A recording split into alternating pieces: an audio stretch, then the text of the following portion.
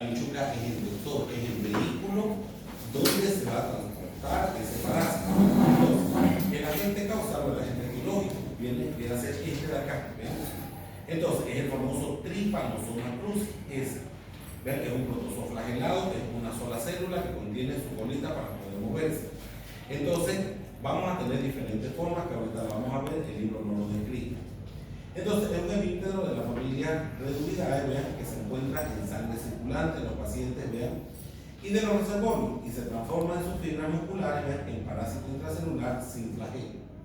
Entonces, ¿qué es lo que vamos a tener? Normalmente vamos a tener estas cuatro formas parasitarias. La primera, vean, es el amastigote. Luego tenemos el promastigote, el epimastigote, y en sangre vamos a encontrar al famoso tricomastigote. Para que nunca se olviden, este parásito cuando ingresa hacia la sangre, normalmente ingresa en forma de tricomastigote, así. En sangre circulante, si tenemos una persona con chaga agudo, vamos a encontrar el tricomastigote. Cuando el sistema inmunológico se activa, este parásito huye para que no sea destruido. ¿Dónde va a ir a ocultarse? A las células cardíacas, a las células del esófago o a las células del intestino grueso. Por eso es que ataca esos tres órganos. Cuando va y se esconde, se va a esconder bajo esta forma, bajo la forma de amastigote. Entonces, en esa célula se esconde aproximadamente hasta 10 años. Ese es un periodo indeterminado. Por eso es que muchas veces no se la diagnostica esta enfermedad. En el transcurso de esa etapa indeterminada de 10 años, este amastigote sigue causando daño. Y cuando sale a sangre circulante, nuevamente se transforma en tricomastigote. Entonces, ven, dos formas muy diferentes. Por eso dice acá. Entonces, el Trypanosoma cruzi es el flagelado, es el tricomastigote que puede encontrar en sangre circulante. Y cuando se encuentra en las fibras musculares, cuando se esconde, va bajo la forma de amastigote. Bien, ahora, el modo de transmisión, ¿cómo es que va a ser la transmisión de este parásito? ¿Cómo es que nos vamos a infectar o primeramente a infectar, luego a echar? La infección se transmite, vean, por los reservorios, vean que tienen los tricomastigotes circulantes hacia los humanos, a través de los insectos que se denominan las triatomitas o triatomos. Estos son hematófagos, solamente se alimentan de sangre, en los cuales el parásito se multiplica y es eliminado en las deyecciones. Los parásitos se encuentran, vean, los trypanosomas que se encuentran, vean, en estas deyecciones penetran en el punto de la picadura por la mucosa. Bien, no se entendió el modo de transmisión. Entonces, ¿cómo es que hacemos el modo de transmisión? Normalmente, la vinchuca, que es el vector, es aquel vehículo que va a transportar al famoso trypanosoma. Esta vinchuca normalmente se alimenta de sangre. Entonces, ¿de quiénes se va a alimentar? Vaca, cabra, caballo, pollo, ratas, de todo ello se va a alimentar. Entonces, es ahí donde se infecta primeramente la vinchuca. Bien. Como ese es el vector, entonces va a transportar al parásito de un lado a otro. Ya esta bichuca se infectó porque ya chupó otros trypanosomas del animal infectado. En las noches, ¿qué es lo que hace? En las noches esta bichuca baja para alimentarse de sangre. Si estamos durmiendo, normalmente, ¿dónde es donde pica? Acá, la parte inferior de la conjuntiva, es la parte más grande que tenemos. Entonces, vamos a ver aquí, es donde tenemos más adelante. Entonces, su pequeño agujón que tiene acá en la punta, eso es lo que va a enclavar acá en el párpado inferior. Entonces, va chupando sangre, por eso dice solamente se alimenta de sangre. Chupa sangre, y una vez que se llena, se da la boca aquí, pero entonces mete su agujoncito, mete su agujón y comienza a chupar sangre. En esa chupada de sangre, vean, chupa sangre hasta que se llena. Una vez que se llena, se da la vuelta y defeca en el mismo lugar donde chuparon. ¿Qué es lo que va a defecar? Sangre, la misma sangre que se ha alimentado. Pero si esta vinchuca está infectada, entonces ¿qué es lo que va a transmitir? Sangre con los famosos tricomastigotes. Entonces ya hay una mezcla del parásito con la sangre que va a defecar. Entonces esa muestrita de sangre de ese fecal que bota la vinchuca, entonces viene o chupa, como le dije acá, el párpado inferior. Como es irritante, entonces muchas veces, ¿qué es lo que hacemos en la noche? Nos rascamos. Entonces nos facilita el acceso de los tricomastigotes. Entonces, al otro día, ¿qué es lo que hacemos? Amanecemos con los ojos hinchados. Esos hinchados entonces tienen un signo patológico.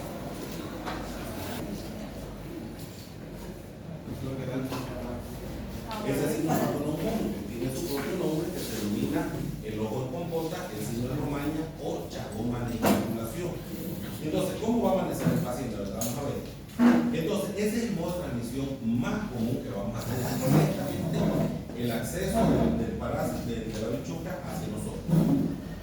Otro modo de transmisión que tenemos, pero menos común, ¿vean? La función de sangre. Antiguamente no había mucho control. Pisábamos, accidentaba a alguna persona acá afuera, necesitaba sangre, o positivo, yo soy positivo, me sacaba, le colocaba, no había control. Entonces ahora en las transfusiones de sangre, cuando se va a hacer la transfusión de sangre, entonces se hace bastante control. Otra forma de contagio, madre a hijo. Entonces, en esa forma, vean que es una de las más comunes. Normalmente, cuando hay embarazo, como se embaraza la mujer, desde el primer trimestre, se hacen los controles prenatales para evitar chagas y evitar toxinas. En las donaciones de órganos, lo mismo casi que la transfusión de sangre en la época antigua. Entonces, normalmente necesitamos un riñón, un pedazo de hígado, cualquier otro órgano, no había mucho control. Si tenía chaga, estaba infectado, daba mi riñón, daba otro órgano a otro paciente, ahí lo iba enfermando. Y los alimentos contaminados que vienen ya también con los parásitos, entonces hay que tener mucho cuidado. Entonces, la forma más común de transmisión es el método directo, donde la bichuca va a introducir su agujero. Vamos a la patología de la pandemia. ¿Qué es lo que va a causar? Entonces, como es una enfermedad crónica esto, entonces tiene ciertos periodos, un Chagas agudo, un Chagas indeterminado y un Chagas crónico. Normalmente, el Chagas agudo es ahí donde nosotros tenemos que detectarlo, pero normalmente el paciente pasa desapercibido y no asiste a la consulta. ¿Qué pasa? Como un síndrome febril, como una gripe, y nos confunde. Eso luego del mes hacia adelante, durante 10 años viene el periodo indeterminado.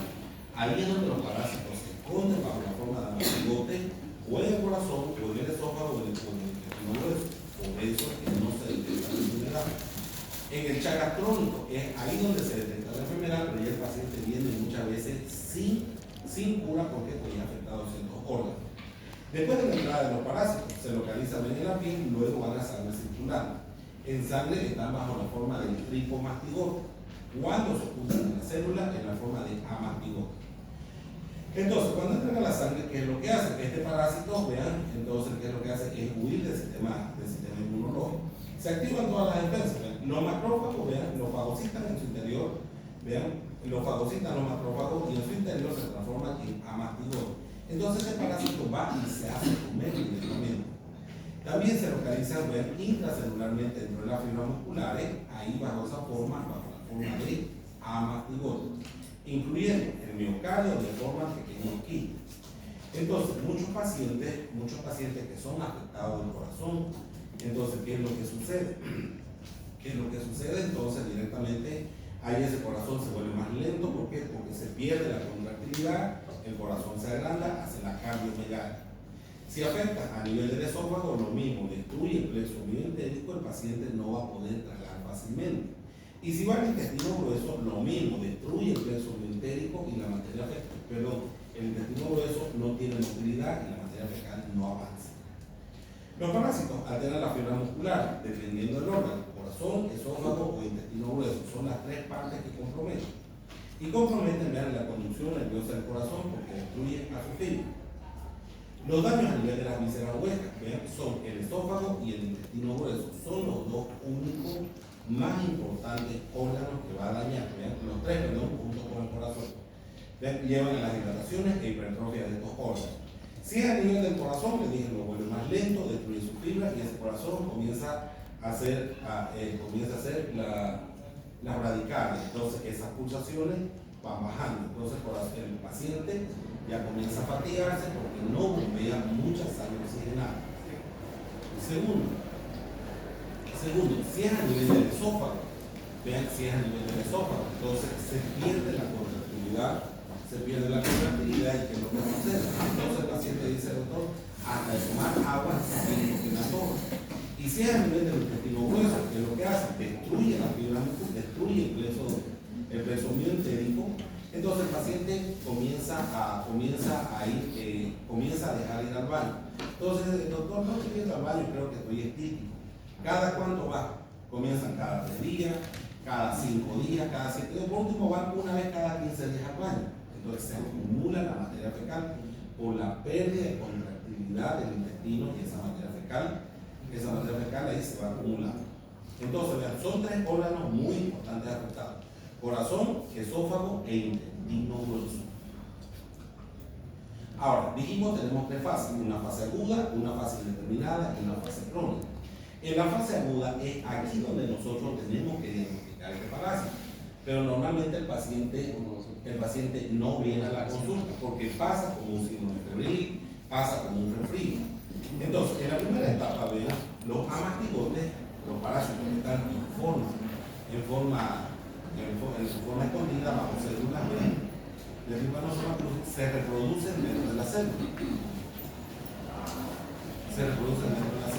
Especialmente a nivel de los macrófagos. Entonces, este parásito se hace fagocitar para luego destruir otras células.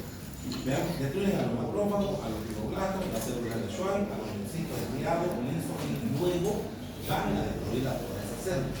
Entonces, esa es la característica del parásito. Los parásitos libres invaden otras células también, vean, se rompen y causan reacción inflamatoria con tejido con infiltrados de diferentes tipos de leucocitos. En esta fase aguda, vean, la lesión inflamatoria, vean, se localiza en la forma vinculada, donde el parásito ingresa su pico.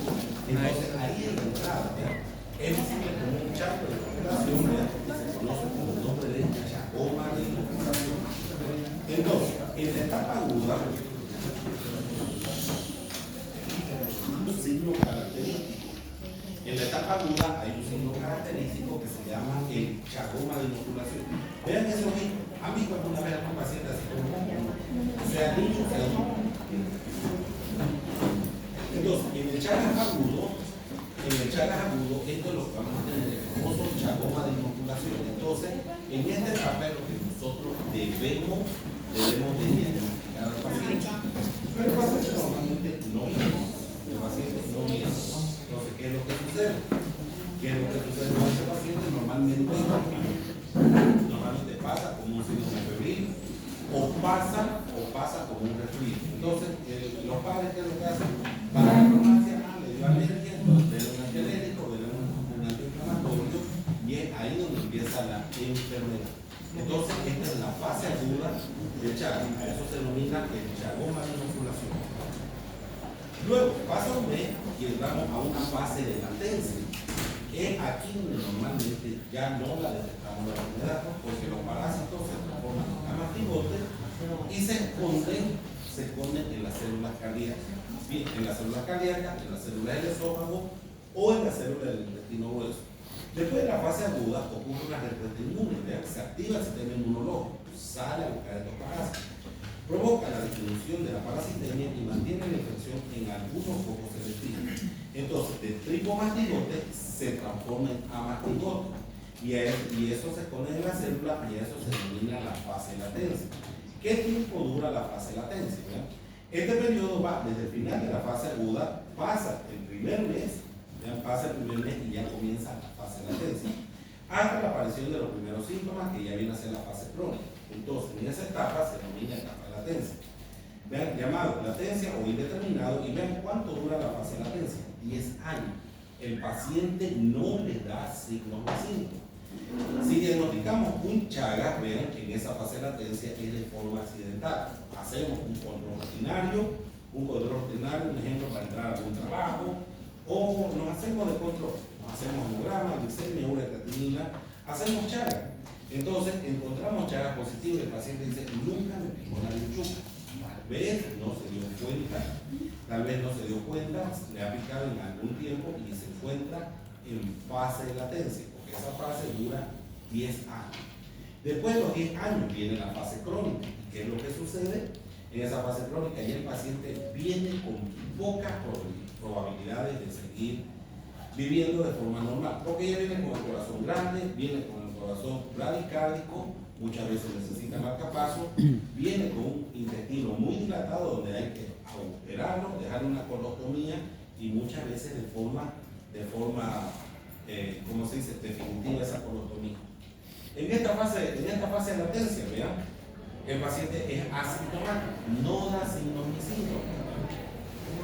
A pesar de las alteraciones que se inician en los plexos parasimpáticos del corazón y a nivel del tubo digestivo, aún no da ninguna sintomatología del paciente en la fase de latencia. Pasan los 10 años y comienza la fase crónica. En la fase crónica, aquí es donde se localizan todos los signos y síntomas. Entonces, la fase crónica se caracteriza, después de los 10 años, se caracteriza por una reducida parasitemia.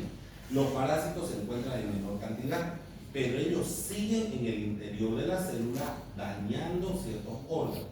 Entonces, hay baja cantidad de parásitos, pero se encuentran bajo la forma de mastigote, o en el corazón, o en el intestino grueso, o en el esófago. Durante ella, la patología más importante en la fase crónica es esta, la cardiopatía chagásica. El corazón, entonces, se destruye la fibra que inerva el corazón, ese corazón se hace radical, entonces trabaja de forma lenta. Ese trabajo lento que hace, entonces, hace que la resistencia del corazón, la elasticidad ya no es la misma, entonces se va a dilatar y esa es la famosa cardiomegalia. Entonces el corazón comienza a crecerse, el corazón comienza a hacerse lento y en algunos casos el paciente va a necesitar esta maquinita. ¿Esa qué sería? El marcapasos. ¿Para qué? Para que le dé fuerza a su corazón. El intestino, vean, no es que esté lleno de materia fecal, el intestino está dilatado. ¿Por qué? Porque se pierde la motilidad, entonces el intestino se dilata. Vean, inicialmente existe la dilatación principalmente de la cavidad derecha del corazón, ¿ven? Y con frecuencia la trombosis neural endocárdica. Entonces, vean, ¿por qué existe la cavidad derecha? La cavidad derecha normalmente, ven, el ventrículo derecho es el que más se dilata, porque se tiene que expulsar sangre hacia los pulmones para que se oxigene. Entonces, al no bombear sangre, mucha sangre para que se oxigenen los pulmones, el retorno de sangre oxigenada hacia el corazón izquierdo, entonces eso es lo que produce esa sensación de fatiga al paciente, entonces no le está llegando mucha oxigenación. Entonces no son olviden, son 3 fases. En esta fase aguda nosotros debemos diagnosticar, pero lamentablemente el paciente no viene a la consulta. Segundo, la fase de latencia, ¿ven? Aquí esta fase dura hasta 10 años. ¿Ven? Y ya cuando el paciente viene, cuando está completamente destruido, en una fase crónica, donde muchas veces ya no tiene solución. Bien, vamos a las manifestaciones clínicas, similares o más o menos tratándolo con las 3 fases. Existen las manifestaciones clínicas en 3 fases. En la fase aguda, vean, dijimos, no hay muchos signos ni síntomas. Ocurre, vean, en los pocos casos como un síndrome febril e invasión de los ganglios y algunas veces complicaciones cardíacas. Normalmente el paciente que viene aquí con este Chagas agudo muchas veces ni va a la consulta, directamente lo lleva al niño o va a la farmacia y dice, mire, mi hijo amaneció así, anoche comimos un pollo, una hamburguesa, ¿qué es alergia? Sí, es alergia, entonces le dan un antialérgico, vean para él, y es un Chagas agudo. Entonces aquí el paciente, vean, pasa como un síndrome febril, pasa como un resfrío, entonces no lo diagnosticamos. Ahí se hace no el error médico, sino el error de los padres de no llevarlo a la consulta. Segundo, pasando el mes, hasta los 10 años viene la fase indeterminada. Esta es la fase donde nosotros accidentalmente se la diagnostica la enfermedad. Viene ella a la consulta, doctor, quiero un chequito médico, bien, le hacemos hemograma, glicemia, uratratinina, le hacemos Chagas por si acaso nos da positivo. Pero doctor nunca le picó la bichuca. Tal vez ella no supo que le picó la bichuca, tal vez fue contagiada en la madre y se encuentra en una fase indeterminada o latente, porque eso dura 10 años, olviden. En esos 10 años el parásito se encuentra bajo una forma de amastigote y sigue dañando la célula. Luego viene una fase crónica, aquí es donde ya hay compromiso cardíaco, que es la más peligrosa. La fase crónica, y es aquí donde viene el paciente, donde dice, doctor, ya no puedo, que el corazón siento que se me va a salir. Entonces, ¿por qué? Comienza a palpitar muy despacio, se fatiga el paciente por la falta de oxigenación. La fase crónica se caracteriza principalmente por la cardiopatía. El corazón se dilata, se hipertrofia, se hace más grande y se vuelve más lento. Hay miocarditis, inflamación en la parte interna, la cardiomegalia, el agrandamiento del corazón, que puede llegar, vean, que puede por el daño cardíaco llevar a la muerte. El paciente hace una parada cardíaca porque ese corazón no tiene fuerza para contraerse. Es posible la transmisión congénita con manifestaciones agudas en el recién nacido. ¿Vean? Es posible. Si una mamá embarazada, ¿vean?, y tiene Chagas y no sabe, y recién va ya en periodo expulsivo a la consulta, entonces rápidamente se le hace una prueba. Si da positivo, ese bebé tiene probabilidades de 50% nacer con Chagas, 50% de que nazca sano. Entonces hay que hacer el control durante un año a ese bebé. Entonces, si en un año da negativo, bueno, se lo toma como negativo para adelante. Pero si en la primera, la segunda, la tercera da Chagas positivo, bueno, hay que hacerle tratamiento. Los grados de infección, entonces vean, los grados de infección, cuando nos ingresa en una fase aguda, en una fase terminal, en una fase crónica. El grado 1 normalmente viene a ser una fase aguda, donde casi no hay signos ni síntomas.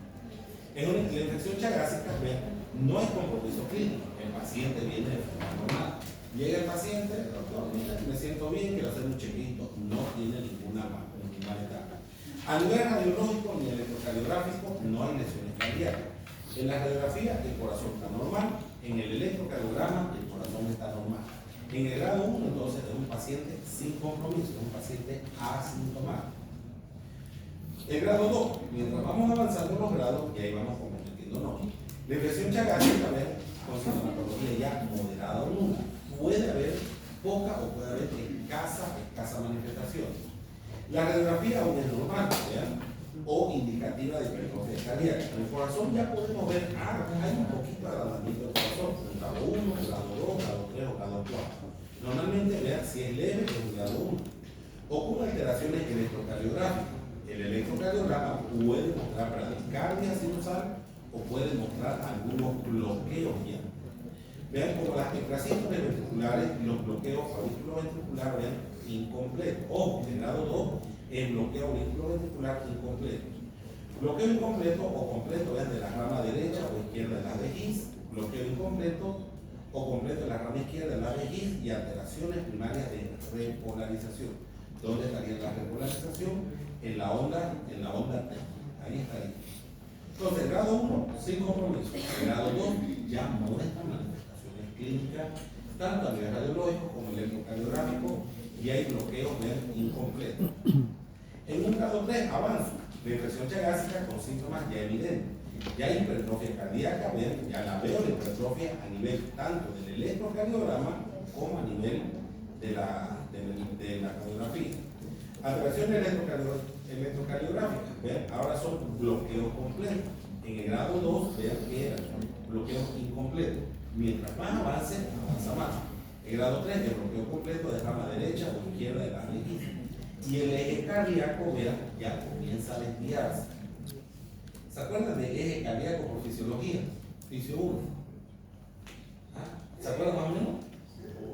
Fisiológicamente, por fisio 1, ¿a cuántos grados estaría? Pues viene haciendo esto. ¿A cuántos grados estaría el eje? Más o menos, ¿se acuerdan?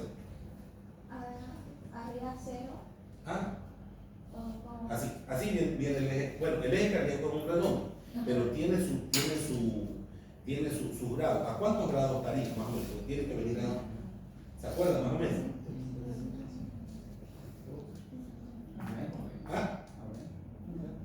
¿Perdón? 90. Tiene que estar entre 0 grados y 90 grados positivos. Por eso es que me lo pongo así. Vean, entre 0 grados y 90 grados positivos. Entonces, en toda esa área se tiene que encontrar el eje. Cuando dice el eje desviado, es porque se movió a más 90, a más 180 grados positivos. Cuando se desvía hacia el otro lado, a menos 90 a menos 180 grados negativos. Cuando se desvía al otro lado, entre menos 30 a menos 90 grados. Entonces, esos son los desvíos. Bien, el QRS, vean, el eje cardíaco medio, vean, y el QRS para la izquierda. Entonces, hay un descontrol del corazón. Hay en el bloqueo anterior izquierdo zonas eléctricamente inactivas, que quiere decir que ya no hay inervación, por eso es que hay bloqueo completo. Bloqueo, vean, auriculoventricular completo, fibrilación o flujo auricular. En estos grados, si decimos que el corazón pierde esa contractilidad, se vuelve lento, ¿cierto? Se vuelve lento. En la fibrilación, en los flúteres, es todo lo contrario. En los primeros grados es que este corazón comienza a trabajar mucho más rápido. En las fibrilaciones cardíacas, más o menos a cuántas pulsaciones creen que el corazón va a golpear, va a latir. Pues esto tiene que ser más de lo normal, para que después pierda esa elasticidad y se vuelva a radicar. En una fibrilación, ¿cuántos latidos más o menos creen que puede llegar el corazón? 120. Poco más todavía. Más de 150. 180. Ajá, hasta 100. Sobrepasa los 150 en fibrilación. Y en los flúteres auriculares es mucho más peligroso, porque el paciente ya que hace infarto. En los flúteres auriculares, las pulsaciones del corazón llegan hasta 300 o 350. Entonces, el corazón, ¿qué es lo que hace? El corazón, cuando mueve tunca. En las fibrilaciones es mucho más rápido. En los flúteres el corazón ya comienza así a vibrar. Esa es la diferencia. Por eso que revientan las arterias coronarias y hace infarto del miocardio. En el grado 4, vean, ahí sí el paciente viene completamente mal. Aquí donde diagnosticamos nosotros Chagas. La infección chagásica con sintomatología muy pronunciada, y ya que ellos se asocia a otra patología, a la famosa insuficiencia cardíaca. Es decir, pierde completamente la elasticidad del corazón y el corazón se vuelve insuficiente, no bombea sangre ni oxigenada ni no oxigenada. El estudio radiológico que muestra cardiomegalia, ven esquemas o electrocardiogramas con alteraciones graves o nulas. ¿Vean? Hay arritmias complejas, vean, a nivel del electro, graves o extensas y zonas eléctricamente inactivas. Más que la radiografía, el electrocardiograma va a ser de gran utilidad, porque vamos a ver si hay extrasístoles, si hay bloqueo completo, hemibloqueo, si es derecho, si es izquierdo. En cambio, la radiografía solamente nos muestra el tamaño grande del corazón. Entonces, vean, son 4 los grados. Mientras más avancen los grados, es mucho más grave. Grado 1, asintomático. Grado 2, hay compromiso cardíaco con bloqueos incompletos. Grado 3, hay sintomatología grave con bloqueos completos. Y el grado 4, viene todo lo demás y aumenta insuficiencia cardíaca. Entonces, vean, así facilito para poder aprendérselo. Bien, entonces, si decimos que el parásito de Chagas, el parásito del Trypanosoma cruzi, va a causar daño a ese nivel, entonces, ¿cómo hacemos el diagnóstico? ¿Qué le pido? Ya yo vengo con toda la sintomatología, vengo con un grado 2, ¿ya? Entre grado 2 y grado 3. Ya ustedes lo conocen, esos signos y síntomas. ¿Qué me van a pedir para diagnosticar la enfermedad del Chagas? ¿Qué estudio? Ya vengo con electro, estoy con bloqueo. Ya vengo con electro, vengo con radiografía, vengo con varios estudios de acá. ¿Cuál sería el principal que van a pedir? Ya estamos con electro. Análisis de sangre. El hemograma aquí ya no nos ayudaría para nada. Una prueba de sangre, bien, ¿qué se llamaría así la prueba de sangre? Pues todas son en sangre. Prueba de enzimas cardíacas. La gota gruesa, a ver, vamos a ver. Entonces, ¿no sería más fácil un ELISA o un PCR directamente para Chagas? Sí. Más fácil, ¿ves? Porque la gota gruesa normalmente no lo vamos a ver porque no es intracelular el parásito. Entonces, tenemos que ver a los glicomastigotes en sangre circulante. El diagnóstico es posible detectar los parásitos en sangre, principalmente en la fase aguda. ¿Cuál es el gran problema? ¿Dónde es el chico de la ¿no? Mediante exámenes en fresco, gota gruesa puede ser entonces para observar. No van a observar el parásito intracelular, pero van a observar fuera de los glóbulos rojos. Entendido coloreado, biopsia cultiva PCR y el diagnóstico. Vean esto en la fase aguda. Tengo. Vean, gota gruesa, extendido coloreado, biopsia cultiva PCR, diagnóstico. Aquí, en la fase aguda, porque en la fase indeterminada y en la crónica son diferentes. En la fase aguda, de todo esto que hemos leído, ¿cuál creen que es mejor para que nosotros hagamos diagnóstico? ¿El PCR?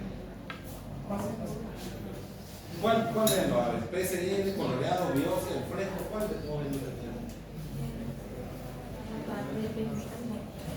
Pero no se olviden que estamos en fase aguda. El PCR es más crónico. Biopsia. La biopsia no. La biopsia, ahora, dependiendo dónde está afectado completamente. Está en un grado agudo. No le va a afectar corazón todavía, no le va a afectar esófago, no le va a afectar intestino grueso. Podemos hacer una gota gruesa, puede dar un falso negativo. Ya no puede, ¿por qué? Porque todavía hay poco parásito. El mejor diagnóstico en la fase aguda, es esto, el famoso seno diagnóstico. ¿Han escuchado el seno diagnóstico? No. No. Se hace, ¿conocen aquí Celetrop? Aquí de Sontalillo. Sí. Se hace el Celetrop y el seno diagnóstico. ¿En qué consiste el seno diagnóstico? Celetrop, ¿qué es lo que hacen? Ellos van, como se dice, van criando bichucas vírgenes. Entonces, ¿qué es lo que hacen con esas bichucas? Viene el paciente y le colocan entre una o dos bichucas aquí, en esta parte que es más grande. La amarran con un trapito y la dejan 24 horas. Entonces, chupa sangre. Y en 24 horas ustedes vuelven y le apretan la pancita a la bichuca para botar la sangre. Entonces ahí ellos van observando los famosos tricomastigones. Es el mejor diagnóstico que tengo para hacer Chagas agudas. Ojo, Chagas agudas. Pero se llama seno diagnóstico. Sí o sí hay que colocar bichuca directamente en la mano. En una fase indeterminada, vean, entonces en la fase indeterminada el paciente dura 10 años. La parasitemia es baja, el parásito se encuentra solo por cultivo y probablemente un seno diagnóstico. Más que todo aquí, sí o sí ya es un cultivo. Entonces, se encuentra por cultivo y por seno diagnóstico. Aquí ya se lo puede diagnosticar. En la fase crónica, aquí es donde ya se la diagnostica más rápidamente, porque el paciente ya viene con los signos y síntomas marcados. Los parásitos son muy escasos y son de utilidad las pruebas serológicas, principalmente ELISA y la inmunofluorescencia. ¿Puedo pedir también aquí un PCR? Sí, se puede pedir porque ya es crónico. Ahí sí, ahí se las hace.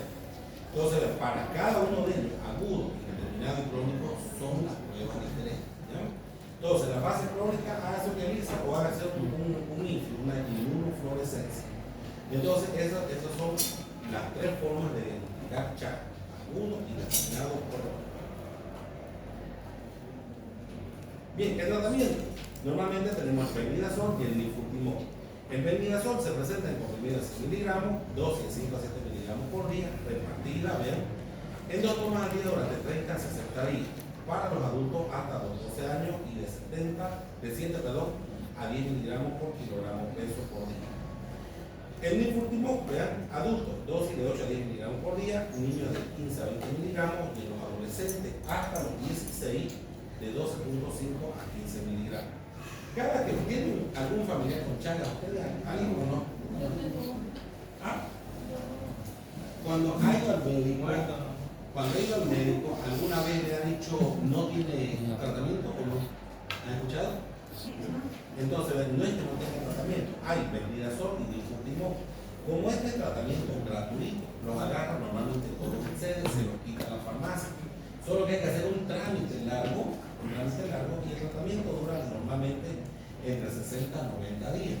Entonces, cada día o cada mes, no me acuerdo cómo es la movida que hacen, tiene que ir el paciente donde el médico, que le firme, que le selle, por eso que el médico más fácil lo hace, no tiene cura.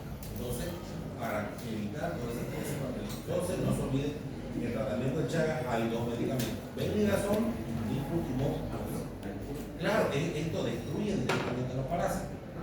Solo que el médico, como digo, a veces está un poquito cansado, flojo, no quiere entonces, porque hay que estar recetando. Vaya, selle, vuelve, otra vez vaya, selle, vuelve. Entonces, por eso el médico puede decir, no tiene cura. Entonces, tiene Benvidazol y tiene Nifurtimox entre 60 a 90 días para destruir el parásito. ¿Ah? ¿Perdón? Claro, esa es la cura para destruir a los parásitos, tanto a los amastigotes que están escondidos como al tricomastigote que se encuentra en sangre circular. Después de buen tiempo, doctor, que se haga Chagas, igual tiene cura. Claro, igual tiene cura. Por eso es que el tratamiento lo hace 30 días, hace un control de sangre. Hace otros 30 días, de tratamiento y hace otro control para ver si ya deja de tomar o lo refuerza 30 días más. Por eso es que va entre 60 a 90 días de tratamiento. Yo hasta ahora pensaba que no tenía cura. Tiene, solo como le digo, estos tratamientos son gratuitos. Se puede comprar en farmacia, pero son raras las farmacias que traigan todos los medicamentos, porque el CEDE los quita todo, porque es tratamiento gratuito similar al de la tuberculosis. Entonces todo es gratuito. Solo que hay que hacer trámites y papeleo, eso sí. Vean, entonces es una manera corta, bonita, para que podamos entender.